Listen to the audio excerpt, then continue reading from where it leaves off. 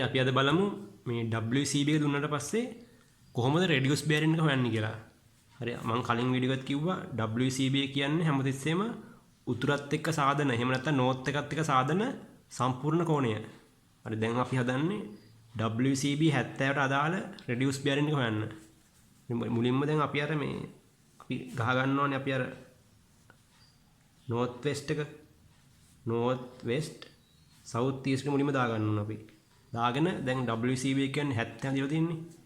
එතකොට උතුරත් එක්ක සාධන මුළු කෝණය තමයි 70 දිලා තියෙන්නේ. එතකොට මෙතන 90යි 90ට අඩු කෝණයන් 70 කියන්නේ. එතකොට මෙන්න මේ වගේ තැනක තියෙන පොයින්ට් එකක්. එතකොට මෙන්න මේ කෝණය තමයි දිලා තියෙන්නේ. එතකොට මේක තමයි දිලා තියෙන්නේ 70ක් කියලා. මේ කෝණය 70යි.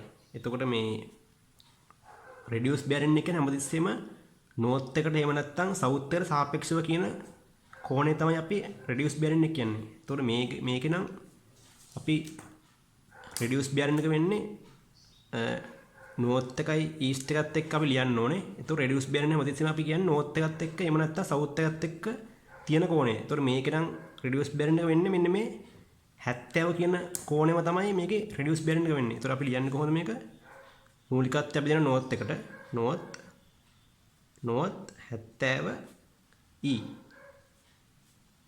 මේක තමයි රෙඩියුස් බෙයරින් එක. ඒතකොට දෙවෙනි එක අපි ගත්තොත් එහෙම WCB 100යි. ඒතකොට මුලින්ම අපි මේක මාක් කරගන්නවා. north west south east 100 කියනවා මේක 90යි 90 ඉඳන් තව අංශක 10ක් ගියට පස්සේ තමයි 100 එන්නේ. කියන්නේ මෙන්න මේ වගේ පොයින්ට් එක. මෙන්න මේක තමයි හෝල් සර්කල් බෙයරින් එක දීලා තියෙන 100. ඒතර මේක අනුව අපි දන්නවා මෙන්න මේ කෝණය අංශක 10යි.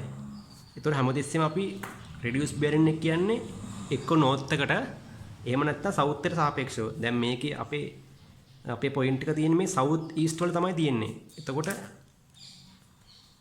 අපි ලියන්න ඕනේ රෙඩියුස් බෙයරින් එක සවුත් එකටයි ඊස්ට් එකට දාලා තමයි ලියන්න ඕනේ. ඒතකොට හැමතිස්සෙම නෝර්ත් එකේ ඉඳන් හරි එහෙම නැත්නම් සවුත් එකේ ඉඳන් තමයි කෝණය මනින්න ඕනේ. මේක දැන් අපිට කෝණය මනින්න වෙන්නේ සවුත් එකේ ඉඳන්. එතකොට මෙන්න මේ කෝණය තමයි රෙඩියුස් බෙයරින් එක වෙන්නේ. එතකොට මේ කෝණය කීයද? මේක 100යි. සෝරි මේක 90යි මේක 10යි 100යි. එතකොට මේ කෝණය වෙන්නේ 80යි. මේක 10යිනේ. මේක 90යි මේක 10යි මේක 80යි. එතකොට අපේ රෙඩියුස් බෙයරින් එක වෙන්නේ සවුත් 80 ඊස්ට්. මොකද මේක පිටලා තියෙන්නේ සවුත් සහ ඊස්ට් වල. හරිනේ. එතකොට මගේ තුන්වෙනි උදාහරණය පෙන්නනවා මම ගන්න හෝල් සර්කල් බෙයරින් එක 220ක් මම ගන්නවා. එතකොට 220 කොහොමද පිටන්නේ? එතකොට මේක අපි සාමාන්‍ය විදිහට මේක මාක් කරගන්නවා. north west south east. එතකොට මේක 220නේ. එතකොට මෙතන 90යි. මෙතනට ගියාම 180යි. 180ෙන් තව 40ක් ගන්න ඕනේ. කියන්නේ මේ වගේ පොයින්ට් එකක් ගන්න. එතකොට මෙන්න මේක තමයි දීලා තියෙන ගානේ. මේක තමයි අපේ හෝල් සර්කල් බෙයරින් එක. නමුත් ගානේ අහන්නේ අපේ රෙඩියුස් බෙයරින් එක. ඒතකොට රෙඩියුස් බෙයරින් හැමතිස්සෙම අපි කියන්නේ එක්කෝ නෝර්ත් එකට එහෙම නැත්නම් සවුත් එකට සාපේක්ෂව. ඒතකොට මේ පොයින්ට් එක අපේ පිටලා තියෙන්නේ සවුත් සහ වෙස්ට් වල. එතකොට අපි ලියන්න ඕනේ එහෙනම් සවුත් වලින් තමයි ලියන්න ඕනේ. එතකොට හැමතිස්සෙම අපි කෝණය මනින්නේ එක්ක සවුත් එකේ ඉඳන් එහෙම නැත්නම් නෝර්ත් එකේ ඉඳන්. එතකොට මේකේ කෝණය අපිට මනින්න වෙන්නේ සවුත් එක නිසා සවුත් එකේ ඉඳන් තමයි මනින්න වෙන්නේ. මෙන්න මේක තමයි අපේ රෙඩියුස් බෙයරින් එක. එතකොට මේ කෝණය කීයද? එතකොට මේ කෝණය 180යි මේ මුළු කෝණය. මේ කෝණය එතකොට වෙන්නේ මේක වෙන්නේ කෝණය කීයද? මේ කෝණය ඒ කෝණය වෙන්නේ අංශක 40ක්. හරිනේ. එතකොට අපි ලියන්නේ කොහොමද? South 40 west. මොකද මේක පිටලා තියෙන්නේ සවුත් සහ වෙස්ට් වල. සවුත් සහ වෙස්ට් වල පිටලා තියෙන්නේ. එතකොට මගේ හතරවෙනි උදාහරණය මම පෙන්නනවා.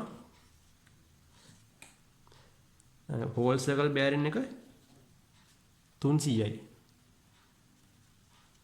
එතකොට 300 ලියන්නේ අපි 300 මාක් කරනවා. කලින් වගේම north west south east මේ ටික 180යි තව ටිකක් ගියාම 270යි 270ට 30ක් එකතු වෙනවා තමයි 300 එන්නේ. ඒතර මේ පොයින්ට් එක ගමුකෝ අපි. මේක.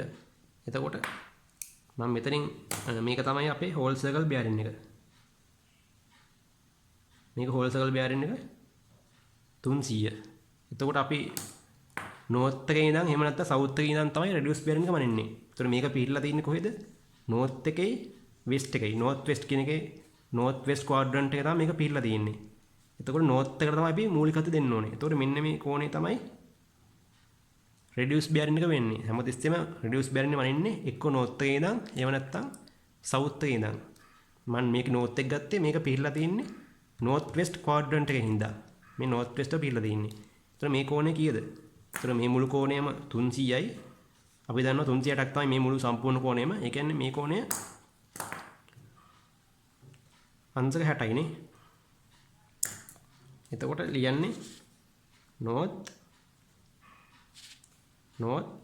60 west NW